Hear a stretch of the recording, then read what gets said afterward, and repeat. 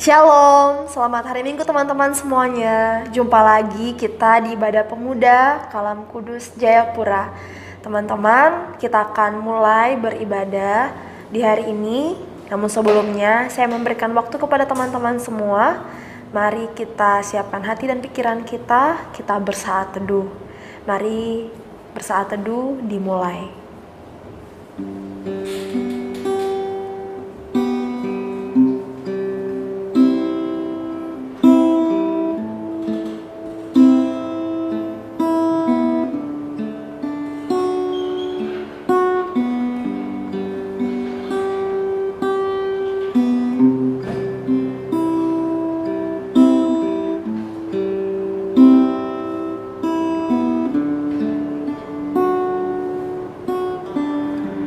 Saat teduh selesai. Selamat hari Minggu teman-teman semuanya. Sudah siap memuji dan membesarkan nama Tuhan? Mari kita nyanyikan bersama, besarkan nama Tuhan.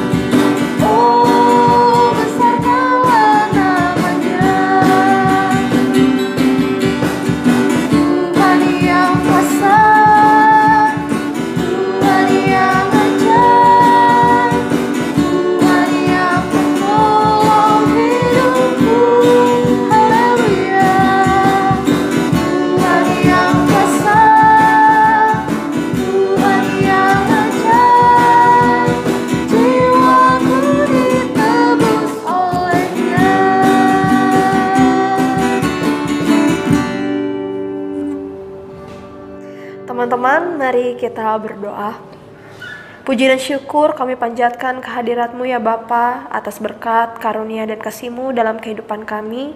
Kami masih ada sampai saat ini, kami masih menikmati hari-hari yang Tuhan izinkan dalam kehidupan kami. Terima kasih Tuhan, bila pada hari ini kami para kaum muda dapat beribadah lagi kepada Tuhan, semua karena kasih-Mu. Tuhan tolong berkati hati dan pikiran kami, sehingga kami layak di hadapan-Mu, memuji dan membesarkan nama-Mu, mendengarkan firman Tuhan. Kiranya Tuhan pimpin dari setiap kami, begitupun dengan pembawa firman, kiranya Tuhan juga tolong berkati beliau. Terima kasih Tuhan, kami menyerahkan ibadah kami di hari ini ke dalam tangan-Mu. Demi nama Tuhan Yesus kami berdoa, haleluya, amin. Teman-teman, untuk mempersiapkan hati kita mendengarkan firman Tuhan di pagi hari ini, mari kita angkat satu pujian, berikan ku hati.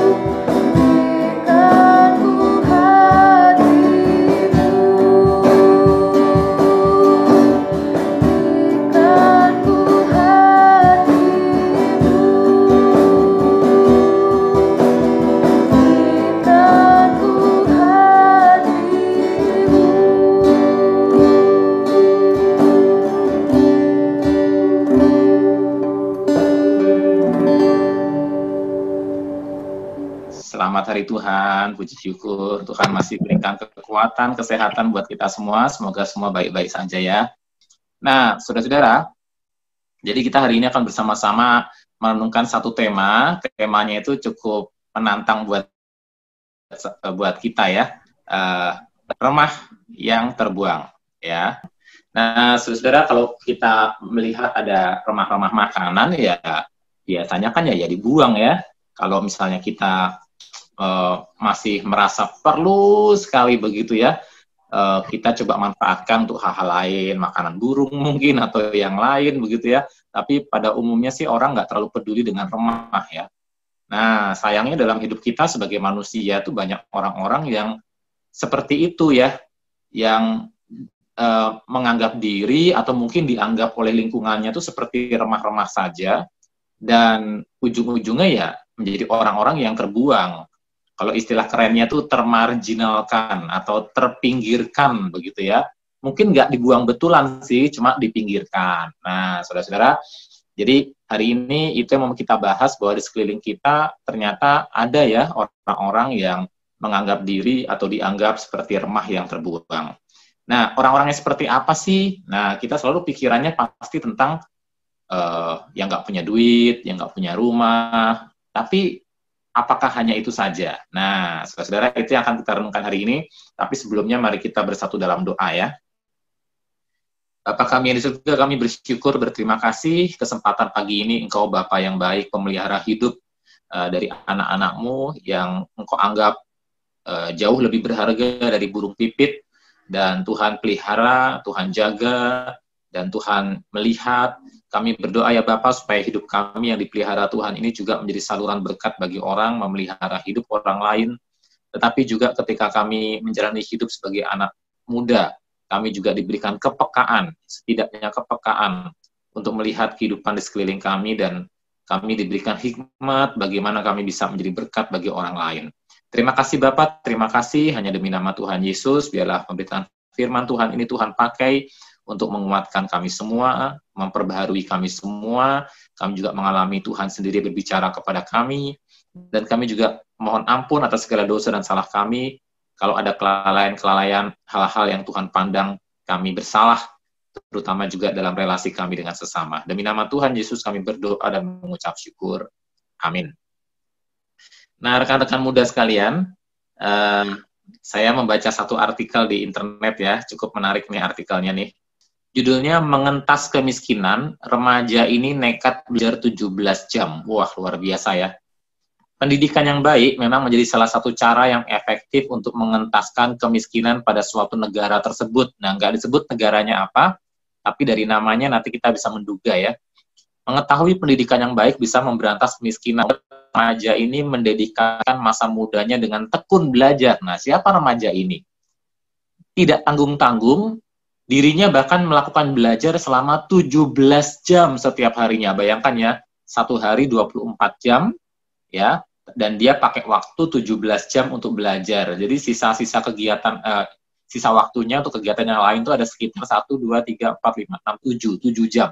Ya, 17 jam full untuk belajar, 7 jam untuk yang lain-lainnya termasuk makan. Nah, siapa nama remaja tersebut? Remaja tersebut bernama, bacanya bagaimana ya? Chu Cheng ya. Nah, si Cheng ini menjadi inspirasi banyak orang karena ketekunannya belajar. Anak 17 tahun asal China menjadi viral menampilkan jadwal belajar 7 jamnya. Belum termasuk tersebut bukan termasuk sekolah sehari-hari, namun jadwal selama liburan musim dingin. Dan ini murid kelas 11 SMP. Saya nggak tahu ya, kenapa kelas 11 di sana nyebutnya SMP ya. Harusnya kan SMA ya. SMP Wuhan 11 di Provinsi Hubei.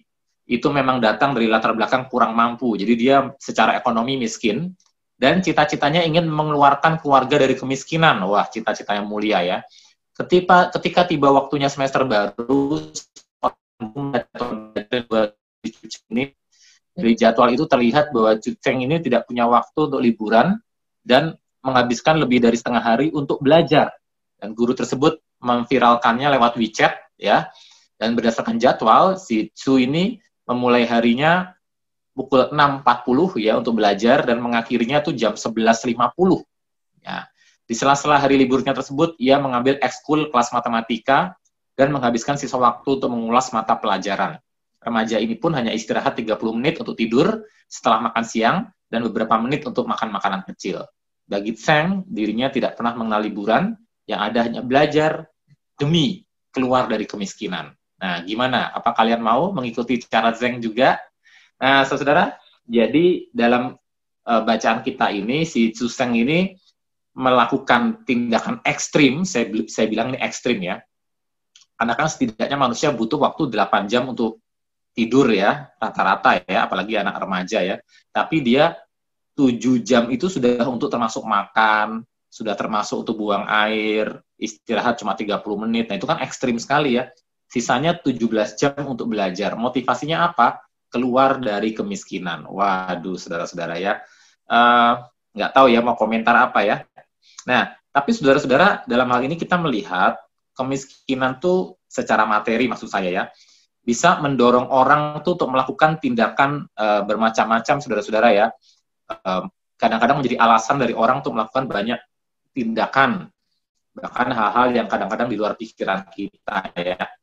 Termasuk misalnya, maaf ya, kalau ada anak-anak sekolah tuh yang menjual diri, menjual tubuhnya ya, alasannya butuh uang. Atau sebenarnya bukan butuh uang ya, dia punya kemiskinan jenis lain ya. Sebetulnya dia punya uang, sebetulnya dia orang tuanya mampu, tapi dia punya kemiskinan jenis lain yang membuat dia akhirnya melakukan tindakan itu ya, menjual tubuhnya, menjual dirinya, menjual keperawanannya misalnya. Saudara, juga ada tindakan-tindakan ekstrim lain yang memaksa orang untuk melakukan bahkan aksi-aksi kejahatan ya. Nah, jadi kondisi ini memang bisa menjebak orang ya, tapi sebetulnya sebagai manusia yang punya reason, manusia yang punya dikaruniai oleh Tuhan tuh nalar dan akal budi, harusnya manusia tuh bisa bertanggung jawab dengan pilihan-pilihan hidupnya ya. Jadi situasi kondisi hidup, latar belakang keluarga, seperti apa saya dibesarkan, kondisi keuangan, harusnya tidak menjadi alasan untuk orang tuh menjalani hidup yang baik harusnya ya. Tidak menjadi alasan untuk orang tuh menghindar dari menjalani kehidupan yang baik. Nah, saudara-saudara, topik remah yang terbuang ini, di Alkitab ini sebetulnya bicara soal orang-orang yang seperti apa sih? Orang-orang yang disebut dengan kelompok rentan, misalnya pendatang atau orang asing yang datang ke negeri Israel ya. Seperti misalnya Rut, kalau Anda pernah baca kitab Rut ya, dalam kitab Rut itu kan Israel datang sebagai pendatang di tengah-tengah negeri Israel, dan ini menjadi kelompok rentan yang Alkitab perintahkan untuk lindungi ya, atau tolong, setidaknya ditolong, dilindungi, dijaga ya. Karena apa? Karena dulu juga orang Israel pernah jadi pendatang di negeri Mesir, mereka menjadi budak di sana dan mereka merasakan diperbudak itu nggak asik gitu ya. Diperbudak itu nggak keren, nggak bagus, nggak enak, nggak nyaman. Nah, juga kelompok janda-janda, anak yatim ya, yang nggak punya ayah ya. Karena ayah kan tulang punggung keluarga di masa itu, jadi ya kalau nggak punya ayah ya itu rentan sekali. Orang Lewi ini adalah suku Israel yang dikhususkan untuk melayani Tuhan. Mereka tidak punya tanah, jadi orang Lewi ini beda dengan hamba Tuhan zaman sekarang ya. Kalau seperti saya, hamba Tuhan zaman sekarang ya, hamba Tuhannya orang Kristen, kan boleh ya punya tanah sendiri, boleh punya mobil, boleh punya properti, boleh punya harta benda begitu ya. Tapi kalau orang Lewi itu, mereka nggak dapat warisan tanah. Yang mereka dapat tuh cuma tanah-tanah penggembalaan. Jadi mereka sama sekali nggak dapat warisan tanah. Jadi mereka disebar ke seluruh tanah Israel. Jadi mereka beda dengan hamba Tuhan zaman sekarang ya. Dan orang Lewi ini harus ditopang. Dengan cara apa? Umat harus kasih persembahan. Supaya orang Lewi itu ketika menjalankan piketnya di Bait Allah itu bisa ditopang hidupnya. Jadi mereka orang rentan juga. Nah, buruh upahan. Yang upahnya tuh, kalau Alkitab tuh mengatakan jangan sampai terlambat ya untuk memberi upah kepada orang-orang seperti ini. Itu juga Alkitab singgung ya. Orang miskin secara ekonomi maksudnya. Ada juga perempuan-perempuan yang tidak memiliki keturunan, yang dianggap terhina ya, dianggap terhina. Kemudian ada juga janda yang diceraikan. Bilang tuh pada orang yang pakai sana, bukan kau saja. Bisa tolong di-mute, Pak? Nah, kemudian juga ada wanita-wanita yang terjebak dalam pelacuran. Kemudian ada juga anak-anak di luar perkawinan, biasa disebut sebagai, maaf ya, anak haram ya dalam istilah dunia ya. Kalau kita kan nggak mengenal istilah anak haram ya. Tidak ada yang lahir di dunia ini secara kebetulan ya. Memang orang tua kadang-kadang bisa mencelakakan diri mereka ya. Jadi orang tua berhubungan seks di luar nikah, akhirnya lahir anak begitu ya. Tapi kan anak itu ketika lahir tuh pasti Allah punya rencana ya. Meskipun dari kesalahan orang tua misalnya. Kemudian para pengungsi, korban perang dan sebagainya itu adalah contoh-contoh remah yang terbuang, contoh-contoh orang-orang yang rentan, yang memerlukan pertolongan. Nah, bicara soal pengungsi, saudara-saudara, mungkin kita nggak terlalu mengalami ya di Papua ini. Kalau saya dulu waktu tinggal di Bogor ya, saya berkenalan dengan seorang pengungsi dari Pakistan, ya dari Pakistan. Ya wajahnya setengah bule, setengah Arab gitu ya, orang Pakistan begitu. Nah, ada juga orang Afghanistan, saya kenalan waktu itu di Bogor ya, saya tinggal di Bogor. Nah, mereka cerita ya, bagaimana mereka tuh pergi lari dari negerinya dalam situasi konflik, mereka harus sembunyi-sembunyi keluar dari negerinya, sampai merangkak-merangkak, untuk apa? Untuk mencari penghidupan yang lebih baik. Mereka harus meninggalkan negerinya untuk mencari suaka ke negeri lain, dan mampir ke Indonesia sebelum pergi ke Kanada, mungkin ke Australia mungkin gitu ya, untuk minta suaka. Nah, mereka itu kadang-kadang teraniaya karena beda agama. Ya, jadi mereka memeluk Kristen begitu ya, atau mereka karena faktor beda etnis di negerinya, di mengalami aniaya, mereka harus pergi. Dan saya kenalan ya sama orang Pakistan, sama orang Afghanistan. Saya punya teman-teman dari dua negara itu.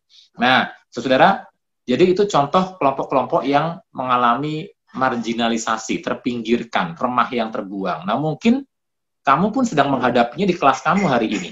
Ya, mungkin di kelas kamu, di antara teman-teman kamu yang setiap hari ketawa-ketawa di kelas, sebetulnya hatinya tuh menjerit.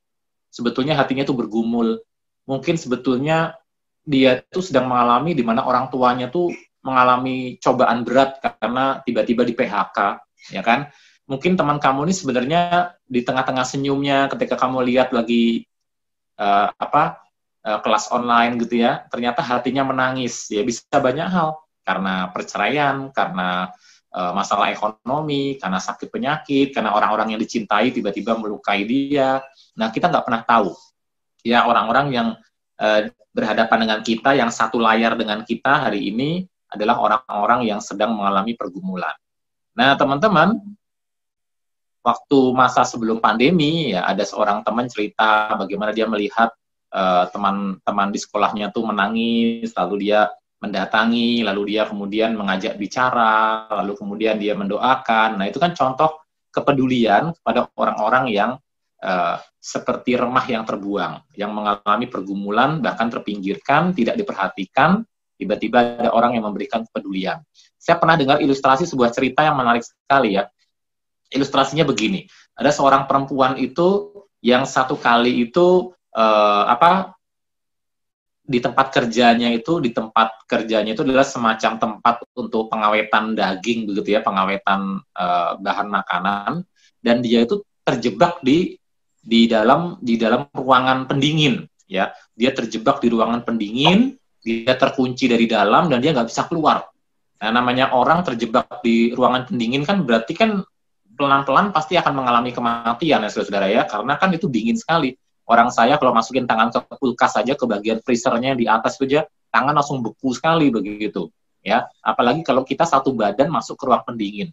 Nah, perempuan ini sudah hopeless sekali dan dia tuh merasa nggak ada harapan tuh hidup. Dia teriak-teriak, nggak ada yang dengar karena itu jam pulang ya, jam pulang kerja. Jadi semua sudah pulang kerja, tapi dia tuh tidak tidak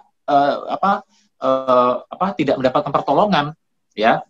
Meskipun mau teriak sekuat apapun ya, orang-orang sudah pulang kerja, pulang kantor, nggak ada yang dengar dia sendirian terjebak di ruang pendingin itu. Dan kalau harus bertahan sampai besok pasti mati. Dia sudah bayangkan besok itu akan muncul di koran ya, teman-temannya akan kaget ya bahwa ada satu jenazah ditemukan di ruang pendingin terkunci dari dalam. Nah, teman-teman, tapi di tengah-tengah suasana kritis itu tiba-tiba pintu terbuka. Dan pintu terbuka, dia ditemukan oleh seorang security oleh seorang penjaga, seorang satpam, ya.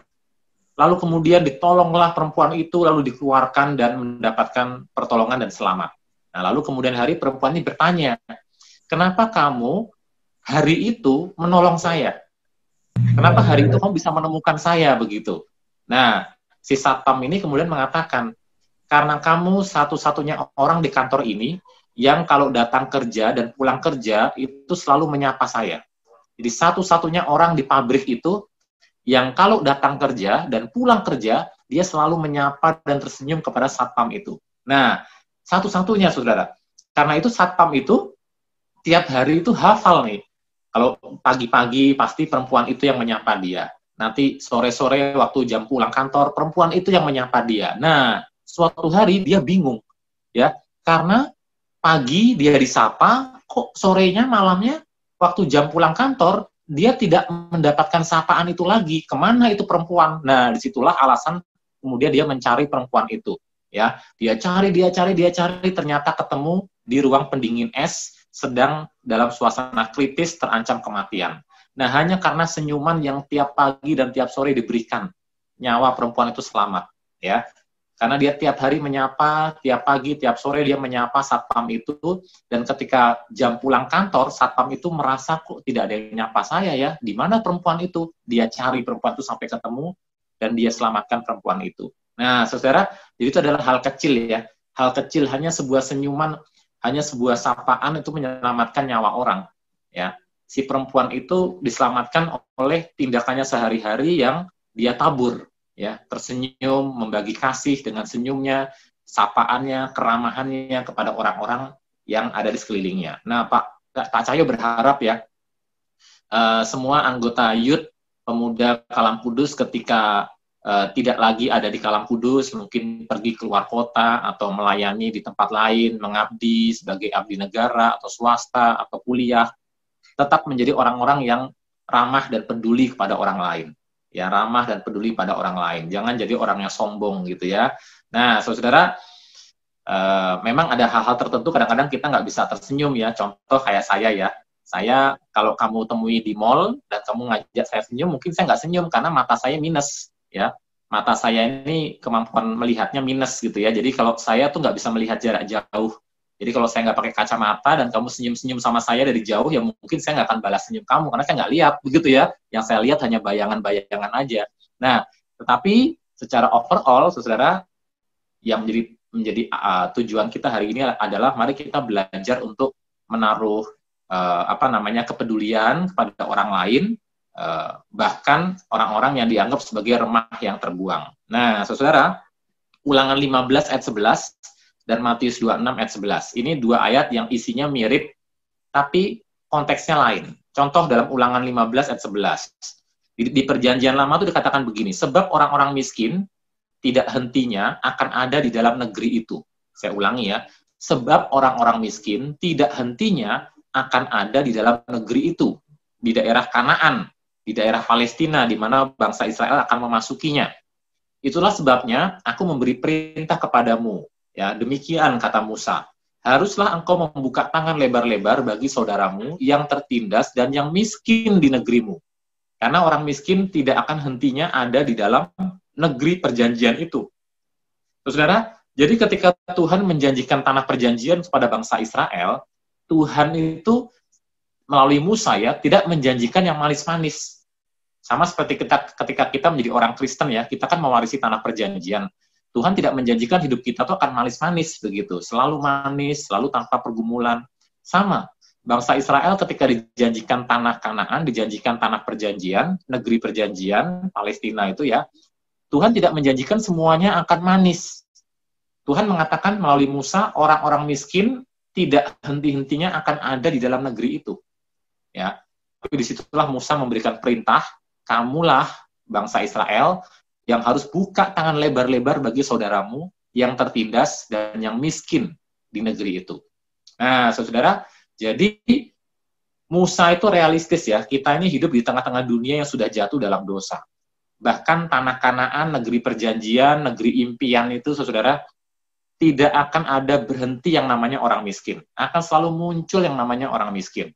Karena banyak faktor. Karena karena kita hidup di tengah-tengah dunia yang sudah jatuh dalam dosa, itu pastinya ya. Nah, saudara, karena itu yang menjadi solusi, Musa perintahkan kamulah orangnya yang harus membuka tangan lebar-lebar, bagi saudaramu. Karena orang miskin tidak akan pernah berhenti ada di negeri itu. Nah, Matius 26 ayat 11. Kali ini di perjanjian baru ya, tadi di perjanjian lama, sekarang di perjanjian baru. Kali ini yang ngomong Tuhan Yesus. Ya, sama Tuhan Yesus juga ngomong begitu sama murid-muridnya ya. Sebab orang-orang miskin tidak hentinya akan ada di dalam negeri itu. Ini lihat ayat 11 ya, saya taruh paling atas nih ya. Orang miskin akan selalu ada padamu, tapi aku tidak akan selalu ada bersama-sama dengan kamu. Nah, ini maksudnya apa, saudara ya? Nah, dalam bagian ini, Yesus mengatakan seperti yang dikatakan di perjanjian lama tadi. Ya, orang miskin akan selalu ada di tengah-tengah kita. Ya, the poor you will always have with you. Ya, orang miskin akan selalu ada bersama-sama dengan kamu. Nah, tapi dalam hal ini, Yesus mengingatkan, aku tidak akan selalu ada bersama-sama dengan kamu. Apakah Yesus egois? Apakah Yesus merasa orang miskin itu nggak penting? Nah, kita perlu lihat konteksnya, saudara ya. Ternyata di sini kita perlu melihat konteksnya. Dalam konteks Yesus, ceritanya waktu itu Tuhan Yesus itu sedang berkumpul bersama para muridnya, murid-muridnya. Lalu kemudian ada seorang wanita itu yang membawa minyak yang sangat mahal harganya, ya. Dan kemudian perempuan itu mengurapi kaki Yesus, ya. Nah, waktu perempuan itu mengurapi kaki Yesus dengan minyak yang mahal itu, di ayat 8 dikatakan di sini, para murid itu melihat hal itu dan mereka tuh nyindir ya, nyinyir kalau zaman sekarang nyinyir ya. Nyinyirnya tapi bukan lewat medsos, tapi ya bisik-bisik satu sama lain, ya nyinyirnya sengaja ngomong di depan Tuhan Yesus juga gitu ya.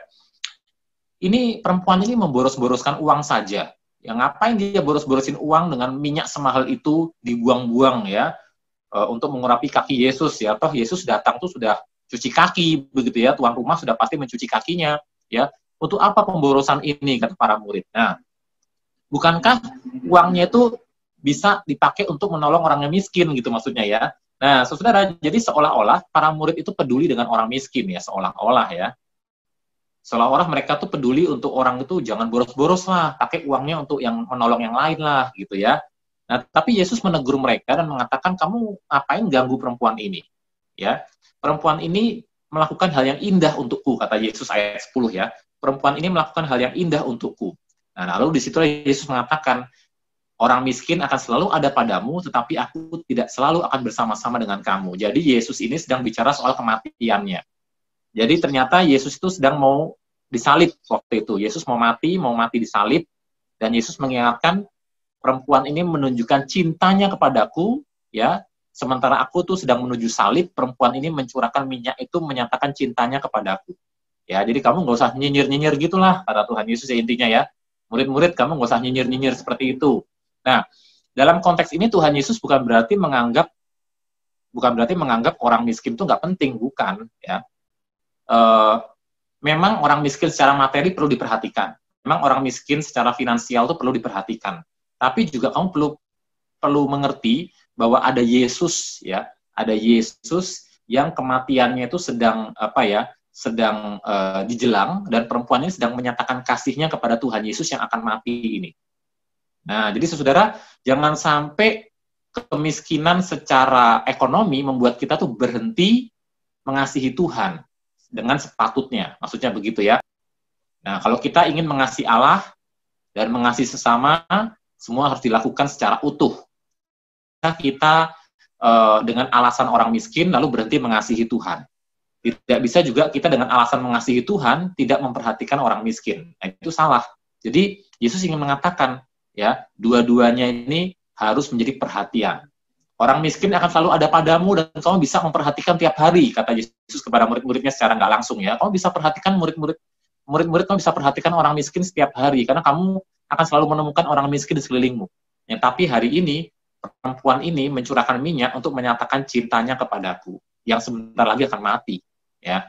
Nah, jadi jangan sampai kecintaanmu akan orang miskin membuat engkau lupa akan cinta kepada Allah.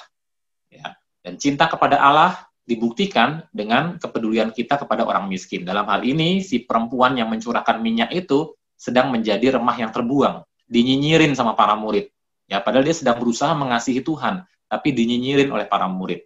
Nah, saudara, jadi kita melihat bahwa orang miskin selalu ada padamu di Alkitab itu bisa berarti dua konteks. Satu, ya, di Perjanjian Lama kalimat itu menunjukkan bahwa kamu harus punya tangan yang terbuka. Perhatikan orang-orang yang miskin secara ekonomi. Bukalah tanganmu untuk memperhatikan mereka. Tapi dalam Matius 26 ayat 11, orang miskin akan selalu ada padamu, itu justru dalam konteks untuk mengingatkan, ya kamu tiap hari akan menemukan mereka, tapi jangan pernah lupakan juga kesempatan-kesempatan untuk menyatakan kasihmu kepada Allah. Ya.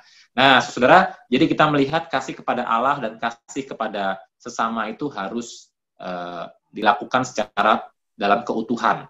Apa itu kemiskinan sebenarnya? Nah, saudara, kalau kita nggak mengerti apa makna kemiskinan, ya, maka kita akan menjadi seperti judul buku ini ya. Ini judul bukunya menarik ya.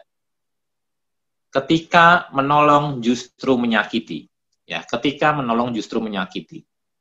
Kadang-kala kita bermaksud untuk menolong orang, ya, keluar dari kemiskinannya misalnya ya, tapi justru pertolongan kita tuh membuat mereka tersakiti sebenarnya. Membuat mereka tersakiti. Justru tidak menolong mereka. Ini diterbitkan oleh penerbit Momentum ya. Nah, akibat salah memahami kemiskinan, kecuali kalau kita tuh mengakui bahwa kita sama-sama hancur, maka pekerjaan kita dengan masyarakat berpenghasilan rendah mungkin akan menimbulkan lebih banyak kerugian, ya, lebih banyak kerugian daripada kebaikan. Ya, jadi kuncinya begini ya. Kita harus mengakui dulu bahwa kita sama-sama hancur. Bahwa kita tuh sama-sama miskin. Waktu kita mau memandang kemiskinan sekitar kita, kita harus mengakui bahwa kita pun miskin, gitu ya. Miskin dalam hal apa? Dalam banyak hal, ya. Jadi miskin itu nggak selalu dalam bidang materi, saudara ya. Jadi sebelum kita peduli sama orang, sebelum kita melihat kemiskinan sekitar kita, kita mesti menyadari bahwa kita sendiri pun miskin. Nah, pekerjaan kalau kita nggak menyadari ini, ya bisa bahaya. Kalau kita nggak menyadari ini, maka pekerjaan kita dengan masyarakat yang miskin secara ekonomi justru menimbulkan lebih banyak kerugian daripada kebaikan. Ya, justru kita akan menyakiti mereka karena kita nggak tahu bahwa kita sendiri pun ternyata punya sisi-sisi yang disebut kemiskinan. Nah, apa kemiskinan dalam hidup kita? Itu perlu kita sadari dulu, supaya kita bisa menolong orang lain secara tepat. Nah, saudara, sekarang kita lanjutkan ya. Rancangan awal penciptaan itu seperti ini, saudara ya. Ini dari buku yang tadi itu ya. Ketika Allah menciptakan manusia, pertama kali manusia diciptakan di dunia ini, saudara, dikelilingi dengan sistem ekonomi, sistem politik, ya, dengan sistem agama. Manusia tuh hidup dengan dikelilingi dengan sistem-sistem seperti ini ya. Nah, saudara. Nah, ada sistem agama juga, ada sistem sosial, kemasyarakatan. Manusia hidup dikelilingi dengan sistem-sistem ini. Dan Allah tuh merancangkan manusia beda dengan Allah. Allah di atas, ya, manusia di bawah. Jelas beda, ya. Tapi Allah dan manusia ini ada hubungannya, ada dalam sebuah relasi, ya. Relasi dengan Allah. Manusia dan Allah itu berelasi. Lalu manusia diciptakan juga untuk berelasi dengan sesamanya. Lalu manusia diciptakan berelasi dengan diri sendiri. Manusia diciptakan berelasi dengan alam semesta, ciptaan lain, bumi ini. Nah, semuanya ini adalah relasi. Ya. Nah, kalau relasinya harmonis, kalau relasinya baik, kita dengan Allah baik, kita dengan sesama baik, kita dengan diri sendiri baik, kita dengan ciptaan lain baik, itu namanya shalom. Ya. Jadi kalau kalian sering ngomong shalom, shalom, shalom. Shalom itu artinya semua relasi ini baik. Ya. Hubungan dengan Allah baik, dengan diri sendiri baik, dengan sesama baik, dengan ciptaan lain baik. Itu namanya shalom. Nah, tapi saudara, apa yang terjadi dengan hidup kita hari ini? Ya. Hidup kita hari ini adalah hidup yang sulit sekali menemukan shalom ya, kadang-kadang ya, saudara ya. Shalom itu bukan hal yang gampang ditemui hari ini. Nah, kita lihat akibat kejatuhan manusia dalam dosa, shalom itu hilang, ya. Hubungan dengan Allah, ya, penuh dengan liku-liku, ya. Hubungan dengan sesama juga penuh dengan liku-liku. Kita menjadi orang yang berpusat pada diri sendiri, ya. Kita menjadi orang yang mengeksploitasi dan merugikan orang lain, menganiaya orang lain, bisa disengaja, bisa nggak disengaja, ya. Dengan teman-teman sekelas saja. Kita bisa aja mengeksploitasi mereka, memanfaatkan mereka. Kalau ada duit, kita jadi teman. Kalau mereka nggak ada duit, kita musuhin, gitu ya. Jadi kita mengeksploitasi mereka. Nah, saudara, jadi itu contoh hubungan kita dengan sesama yang kurang baik karena kejatuhan manusia dalam dosa. Juga dengan ciptaan lain ya, dengan ciptaan lain, dengan alam semesta, kita hidup itu menjadi kehilangan tujuan, nggak tahu arahnya kemana, ya. Mau sekolah apa saya nggak tahu, mau kerja apa saya nggak tahu, ya. Apa yang mau saya kelola dari bumi ini saya nggak ngerti juga, gitu ya. Nah itu karena dari sekolah udah nggak serius mikirin tujuan hidup, begitu ya, main-main terus. Kita kehilangan pengertian bagaimana cara kerja yang baik. Kita gila kerja. Ada orang yang gila kerja terus lupa segalanya. Lupa ibadah, lupa berdoa, lupa makan, lupa main, kerja mulu, ya. Nanti kalau nikah lupa dengan keluarga. Tapi ada juga orang yang malas sekali ya, karena nggak punya tujuan hidup, jadi serba malas gitu ya, tidur terus, melipat tangan sebentar lagi, tidur sebentar lagi, nggak tahu mau ngerjain apa. Tapi ada juga yang terjebak materialisme ya. Jadi seluruh alam semesta ini ya dimanfaatkan dengan semangat materialistis, matre, ya ujung-ujungnya duit, kerja apapun ujung-ujungnya duit, begitu ya. Bahkan pelayanan di gereja ujung-ujungnya duit. Jadi kamu melayani Tuhan pun ujung-ujungnya jadi duit kadang-kadang. Nah, itu benar-benar nggak baik ya. Dan kita melihat ada tanah dikutuk. Tanah dikutuk tuh maksudnya semua hasil pekerjaan kita tuh dalam relasi kita dengan alam tuh, alam nggak lagi ramah dengan kita. Ya, kerja tuh menjadi susah payah. Sebelum manusia jatuh dalam dosa, kerja itu seperti bermain, menyenangkan. Tapi sekarang setelah manusia jatuh dalam dosa, kerja itu menjadi sesuatu yang menyusahkan. Jangankan kerja, ngapalin matematika aja susah banget. Ya, matematika tiba-tiba menjadi sesuatu yang menyebalkan bagi yang nggak suka matematika. Yang nggak suka bahasa, tiba-tiba yang namanya grammar tuh menjadi sesuatu yang menyebalkan. Tapi sebelum manusia jatuh dalam dosa, semuanya itu menyenangkan. Belajar tuh kayak bermain, kerja tuh kayak bermain. Tapi sekarang ciptaan-ciptaan yang lain tuh menjadi tidak ramah buat kita. Ya, pekerjaan otak tuh menjadi sesuatu yang melelahkan. Pekerjaan badan tuh menjadi sesuatu yang melelahkan. Ya. Nah, sekarang dengan diri sendiri pun kita mengalami yang namanya ketidakselarasan. Ya, ada orang-orang yang berlagak menjadi Allah. Dengan menolong orang miskin, mereka merasa diri mereka hebat. Nah, di sini ya. Dengan menolong orang miskin, mereka merasa diri mereka hebat. Nah, saudara, kadang-kadang orang itu kenapa kelihatan suka menolong, memberi kepada orang lain, karena ingin membuktikan bahwa dirinya mampu, dirinya hebat. Nah, ada juga orang-orang yang malah menjadi rendah diri sebaliknya. Ya, saya nggak bisa apa-apa, saya mah bisanya terima bantuan, saya mah nggak bisa apa-apa, gitu ya. Nggak bisa, saya mah orangnya begini, ya bodoh, jelek, ya goblok, gitu ya. Jadi kita mengutuki diri sendiri, ya, saya ini orangnya bego, apa. Jadi kita mengutuki diri sendiri, ya. Kita rendah diri. Nah, itu menunjukkan bahwa kita tuh mengalami kemiskinan dalam banyak aspek, saudara ya. Kemiskinan itu tidak hanya bicara masalah ekonomi, tapi kemiskinan itu juga bicara soal miskin dalam relasi dengan Allah, miskin dalam relasi dengan sesama, miskin dalam relasi dengan alam, miskin dalam relasi dengan diri sendiri. Nah, itu yang namanya kemiskinan. Selama ada aspek-aspek dalam hidup kita yang tidak selaras, itu namanya miskin. Nah, saudara, karena itu, kemiskinan tidak bisa dibatasi hanya masalah ekonomi, ya. Tapi, relasi dengan Allah, itu juga nggak boleh miskin. Ya, kita harus belajar untuk melihat relasi kita ini dengan Allah tuh beres nggak. Kalau nggak beres, berarti ada sesuatu yang lack, ada yang kurang nih. Ya, nah, saudara, memang kita harus menjadi miskin di hadapan Allah. Maksudnya miskin di hadapan Allah apa?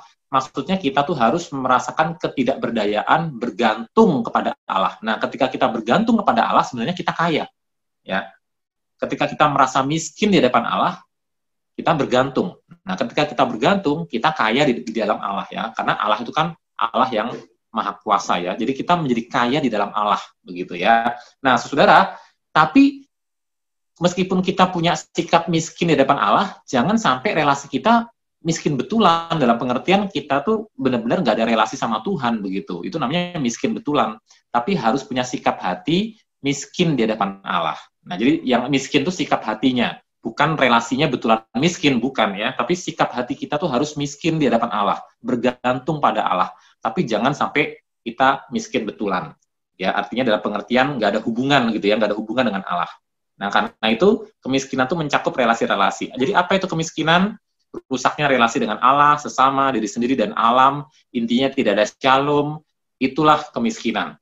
Nah, salah satu masalah dalam upaya mengentaskan kemiskinan adalah perencanaan dan pelaksanaan upaya itu justru memperburuk kemiskinan diri pada orang kaya dan memperburuk kemiskinan diri dari orang miskin. Jadi, kalau kita berusaha mengentaskan kemiskinan, maka pengentasan kemiskinan itu akan jadi masalah kalau justru membuat orang kaya itu menjadi berlagak kayak Allah. Ya, kalau kita justru membuat orang kaya berlagak menjadi seperti Allah, sombong, itu adalah pengentasan kemiskinan yang keliru. Dan kalau kita membuat orang miskin justru merasa jadi semakin miskin, makin minder, makin malu, ya, itu juga berarti kita bermasalah pengentasan kemiskinannya. Jadi untuk mengentaskan kemiskinan, kita harus membuat orang kaya tidak berlagak menjadi Allah, dan orang miskin tidak makin minder. Ya, jangan sampai temanmu makin minder karena pertolonganmu.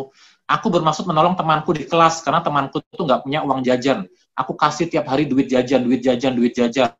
Justru membuat dia makin minder, makin malu, makin malas. Ya, itu namanya pengentasan kemiskinan yang keliru. Ya, ketika kita berusaha mengentaskan kemiskinan orang lain, jangan sampai membuat orang lain jadi miskin secara mental, gitu ya. Jadi kemiskinan itu harus dilihat secara utuh. Ya, jangan karena kamu menolong orang lain, justru orang lain tambah miskin secara mental, tambah malas, tambah malu, atau bahkan yang kaya tambah sombong. Ya, yang kaya tambah sombong. Nah, karena itu, saudara, di sini kita perlu melihat jangan sampai salah dalam mendefinisikan apa itu kemiskinan. Dan kalau definisi yang salah itu ditambah dengan sikap orang kaya yang sombong, yang berlagak menjadi Allah, dan ditambah lagi dengan orang miskin yang tambah malu, tambah minder ketika kita tolong, itu sama saja kita melakukan ini ya. Ya, kita menolong orang miskin tapi justru menyakiti dia. Ya, menyakiti ketika kita ingin menolong dia. Nah, bagaimana agar kita tidak menyakiti orang justru ketika kita ingin menolong dia? Nah, kita harus hati-hati mendefinisikan kemiskinan. Ya, kemiskinan itu tidak selalu melulu tentang duit, ya, tapi tentang rohani, ya, miskin secara mental. Nah, itu juga mesti kita lihat. Nah, sekarang ayat penutup kita, Kolose 1 ayat 19 sampai 20. Kolose 1 ayat 19 sampai 20. Demikian firman Tuhan.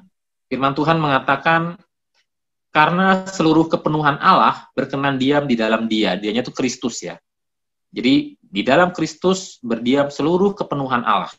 Melihat Kristus berarti melihat Allah, itu maksudnya ya. Ayat 20.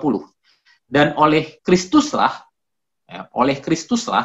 lewat kematiannya dan kebangkitannya maksudnya, Allah memperdamaikan segala sesuatu dengan dirinya. Baik yang ada di bumi maupun yang ada di surga, sesudah Kristus mengadakan pendamaian oleh darah salib Kristus. Saudara, jadi Allah untuk mendamaikan dunia dengan dirinya. Seluruhnya dia ingin damaikan. Ya. Jadi Allah rindu agar ini tercipta kembali. Manusia berdamai dengan Allah, supaya alam juga berdamai dengan Allah, dan ada damai dengan sesama manusia, juga sesama berdamai dengan Allah, diri kita pun berdamai dengan Allah. Terjadi keselarasan dengan Allah, ya. Allah ingin ini terwujud kembali. Terwujud namanya shalom. Ya, shalom.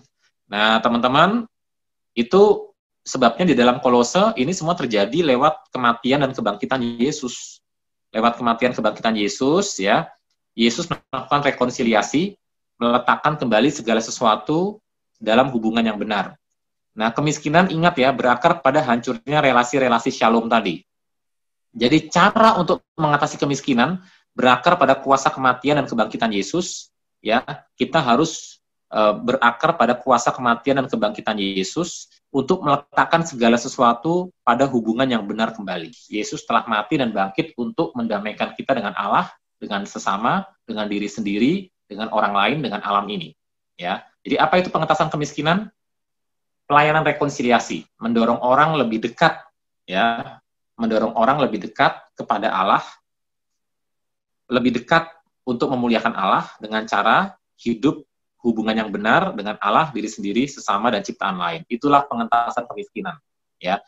Jadi percuma kamu menolong temanmu dengan memberikan dia bantuan uang, tapi dia makin jauh dari Allah. Itu maksudnya ya.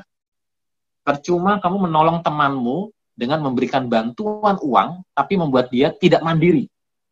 Ya, membuat dia itu makin malas, atau makin malu, atau makin rendah diri. Dan percuma juga kamu menolong orang lain dengan uangmu, menolong temanmu di kelas dengan uangmu, memberikan bantuan-bantuan, ya, makanan, minuman, dan membuat kamu makin sombong. Ya, membuat kamu makin sombong, itu percuma. Jadi pengentasan kemiskinan itu nggak begitu, saudara. Pengentasan kemiskinan itu membuat kita memuliakan Allah dengan cara hidup yang utuh. Dengan Allah beres, dengan diri sendiri beres, dengan sesama beres, dengan ciptaan lain beres. Nah, saudara, tapi Pak Cahyo bagaimana dong kita bisa mempraktekkan itu dalam hidup sehari-hari, ya? Nah, ini bagian terakhirnya. Kita mulai melangkah, ya, saudara, ya. Bedakan situasi mana yang memerlukan bantuan atau pemberian mendesak. Ya, ada situasi-situasi mungkin temanmu itu benar-benar kelaparan. Ya, kalau kelaparan jangan dikhotbahin. Orang kalau kelaparan butuh makan minum jangan diinjilin karena dia butuhkan makanan minuman gitu ya. Bagaimana dia bisa mendengar Injil dengan serius kalau dia nggak dikasih bantuan? Ya, saudara ya. Jadi lihat kalau dia perlu bantuan kasih bantuan. Tapi kalau dia perlu rehabilitasi, apa itu rehabilitasi? Memulihkan agar memiliki kembali elemen-elemen positif dari kondisi sebelum musibah terjadi. Ya, berusaha untuk mengembalikan hal-hal yang sebelum musibah terjadi itu dia punya gitu ya. Nah, kalau yang diperlukan rehabilitasi jangan kasih bantuan, ya. Nanti jadi salah alamat, ya. Kalau yang diperlukan adalah rehabilitasi, memulihkan kembali hal-hal positif yang sebelumnya ada, ya. Jangan cuma disuapin, kasih bantuan, itu namanya memanjakan, ya. Tapi di tempat yang lain, kalau yang dia butuhkan adalah pembangunan adalah proses berkelanjutan yang menggerakkan semua orang untuk memperbaiki relasi-relasi yang rusak atau melibatkan dia untuk memperbaiki hidupnya. Kalau yang dibutuhkan adalah melibatkan orang itu untuk membangun dirinya, juga jangan cuma dikasih bantuan, nanti dia jadi malas juga, ya. Kalau yang dia butuhkan adalah pelibatan, partisipasi, dia harus dilibatkan untuk membangun hidupnya kembali, ya jangan disuapin begitu ya. Kasih dia kailnya, kasih dia pancingnya, supaya dia mengupayakan sendiri. Jadi jangan dimanjakan dengan kasih bantuan-bantuan. Nah, kamu harus melihat temanmu tuh butuh yang mana. Butuh bantuan kah? Mendesak? Kalau nggak dikasih bantuan dia mati? Atau dia butuh dibantu untuk memulihkan hal-hal yang tadinya dia punya, lalu dia bisa bangkit sendiri? Atau yang dia butuhkan adalah dilibatkan untuk membangun hidupnya. Mana yang dia perlukan?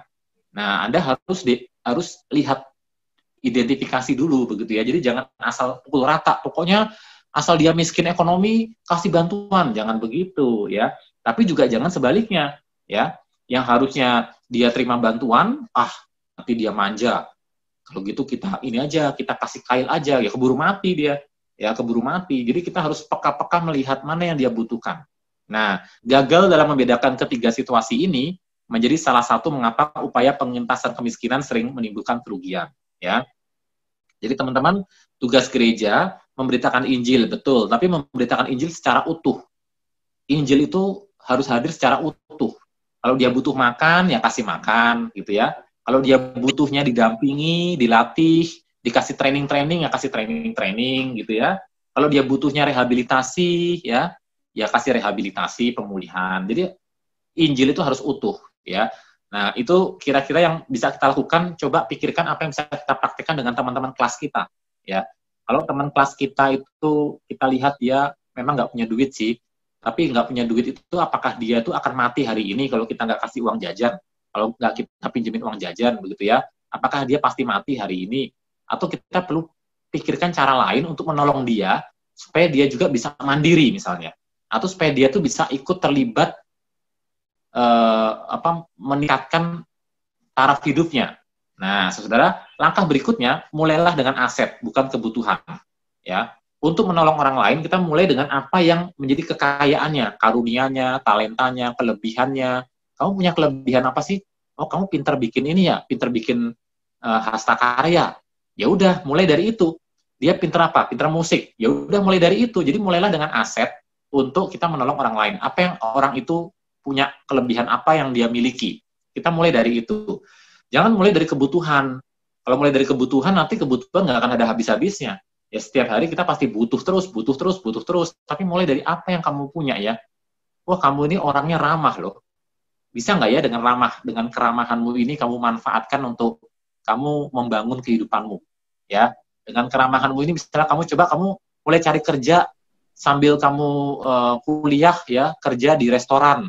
Karena kamu punya modal keramahan nih. Coba kamu cari kerja di restoran dan manfaatkan keramahanmu untuk melayani orang-orang di restoran misalnya, ya. Atau menjadi bellboy atau menjadi apa penyambut tamu di hotel, cari kerja di bidang itu misalnya. Mulai dari yang kecil dulu. Lama-lama kamu nabung. Nah, mungkin kamu bisa lebih baik. Nah, saudara, jadi mulai dengan aset. Nah, jadi kembali ke ilustrasi awal tadi ya, saudara ya. Untuk mengentaskan kemiskinan, ya, saya tidak menganjurkan cara-cara ekstrim seperti yang dilakukan oleh siswa berumur 17 tahun bernama Cuceng tadi itu ya. Nah, saya tidak menganjurkan ya, karena ini adalah contoh kehidupan yang tidak seimbang sebetulnya. Berusaha mengentaskan kemiskinan secara ekonomi, tapi kamu hilang keseimbangan secara sosial. Ya, hubunganmu dengan orang jadi tidak baik karena kamu belajar terus ya. Hubunganmu dengan Tuhan ya jadi nggak baik karena kamu nggak punya waktu tuh baca Alkitab dan berdoa. Ya, mungkin Cuceng ini juga bukan umat beragama ya, mungkin dia ateis ya. Jadi saudara, kita perlu yang namanya hidup yang seimbang, hidup yang utuh. Ya, mengentaskan kemiskinan itu pun kita harus lakukan dengan utuh. Shalom itu utuh. Hubungan dengan Tuhan beres, ya, tidak miskin. Hubungan dengan sesama beres, tidak miskin. Hubungan dengan diri sendiri juga beres, tidak sombong, tidak miskin, tidak minder, dan tidak merasakan dipermalukan, ya. Dan hubungan dengan alam juga beres. Nah, itu namanya mengentaskan kemiskinan. Empat-empatnya itu harus hadir. Shalom itu harus hadir. Jangan ekstrim salah satu, ya. Kalau orang butuh makanan, jangan diinjilin. Ya, dia butuh makan kok diinjilin gitu ya, kasih makan. Nah, kalau dia butuhnya Injil, ya jangan disuapin, ya. Injili dia, baru setelah itu kita kasih pertolongan dalam hal ekonomi misalnya ya. Misalnya terlepas dia menolak atau menerima ya berita Injil yang kita beritakan ya, terlepas dia menolak atau menerima ya. Walaupun dia menerima tetap kita bantu, kalau dia menolak tetap kita bantu, itu maksudnya ya. Tapi Injil itu dia butuhkan, ya kita berikan. Nah, saudara, jadi kita perlu peka-peka melihat apa yang dia butuhkan. Bantuankah, rehabilitasikah, atau yang dia butuhkan tuh sebetulnya dilibatkan untuk membangun kembali hidupnya. Nah, teman-teman, ini berbicara soal kemiskinan ya. Coba kamu cari hal-hal yang kira-kira kamu bisa pikirkan dalam relasimu dengan teman-teman sekelasmu, dengan tetanggamu yang kamu pikir membutuhkan, begitu ya. Coba kamu pikirkan dalam relasimu mungkin dengan saudara-saudaramu yang mungkin sedang dalam kondisi membutuhkan, ya. Apa yang bisa kamu lakukan buat mereka lewat panduan-panduan yang saya berikan tadi. Ingat, kemiskinan harus dilihat secara utuh. Tidak hanya masalah ekonomi, tapi masalah hubungan dengan Tuhan, hubungan dengan sesama, dan hubungan dengan alam ini. Ya, hubungan dengan alam ini. Nah, saudara, biarlah firman Tuhan ini menolong kita untuk berpikir secara lebih utuh. Shalom. Apa artinya shalom ketika kita mengatakan shalom? Shalom itu artinya selaras. Selaras dengan Allah, selaras dengan sesama, selaras dengan diri sendiri, tidak sombong dan tidak minder, ya, dan selaras dengan alam ini, ya, dengan alam ciptaan yang Tuhan berikan. Ya, mari kita berdoa. Bapa kami yang di surga, firman sudah diberitakan dan kami menyerahkan kepada Tuhan ini seberapapun yang bisa teman-teman kami ini renungkan, tangkap, dan coba pikirkan, biarlah mereka coba memikirkannya bahwa kemiskinan ini ternyata tidak sederhana. Bicara soal kemiskinan, kami tidak bisa bersikap ekstrim dan tidak bisa bersikap tidak seimbang. Berbicara kemiskinan, kami perlu memikirkan relasi dengan Tuhan, dengan sesama, dengan diri sendiri, dengan alam ini. Berbicara kemiskinan bukan hanya masalah ekonomi, tapi juga bisa miskin dalam relasi kerohanian dan mental, spiritual. Kami juga berdoa ya Bapak supaya kami diberikan hikmat ketika kami berjumpa dengan remah yang terbuang. Orang-orang sekeliling kami yang mengalami kemiskinan entah rohani, entah materi, entah kemiskinan secara moral atau mental. Kami berdoa kami diberi kepekaan dan diberikan kemampuan untuk menolong mereka dengan tepat. Kami hanya bisa mendapatkan panduan-panduan lewat firman Tuhan seperti ini, tetapi bagaimana kami mempraktekkan dalam real hidup sehari-hari, kami butuh kepekaan dari Roh Kudus sendiri. Kami butuh kepekaan dari Tuhan, agar kami mampu melihat apa yang sebetulnya teman kami butuhkan hari ini, yang kami jumpai di kelas setiap kali kami belajar online yang kami jumpai di rumah, di tengah-tengah kerabat kami atau tetangga kami. Kami sungguh-sungguh diberi kepekaan sebagai anak muda untuk mulai memikirkan secara serius bagaimana kami bisa dipakai Tuhan menghadirkan shalom, menghadirkan damai sejahtera, menghadirkan harmoni, menghadirkan keselarasan di tengah-tengah dunia ini. Terima kasih Bapak, biarlah nama Tuhan dimuliakan, demi nama Tuhan Yesus kami berdoa. Haleluya. Amin. Saya kembalikan kepada pemimpin pujian. Teman-teman, saat ini kita akan mengikrarkan pengakuan iman rasuli kita. Sejambu teman-teman, kita semua bangkit berdiri. Kita mengucapkan pengakuan iman rasuli. Pengakuan iman rasuli. Aku percaya kepada Allah, Bapa yang Maha Kuasa, Khalik langit dan bumi, dan kepada Yesus Kristus, Anaknya yang tunggal Tuhan kita, yang dikandung dari Roh Kudus, lahir dari anak darah Maria, yang menderita sengsara di bawah pemerintahan Pontius Pilatus, disalibkan, mati dan dikuburkan, turun ke dalam kerajaan maut. Pada hari yang ketiga, bangkit pula dari antara orang mati, naik ke sorga, duduk di sebelah kanan Allah, Bapa yang Maha Kuasa, dan dari sana Ia akan datang untuk menghakimi orang yang hidup dan yang mati. Aku percaya kepada Roh Kudus, gereja yang kudus dan am, persekutuan orang kudus, pengampunan dosa, kebangkitan tubuh, dan hidup yang kekal. Amin. Teman-teman, saya persilakan untuk duduk kembali.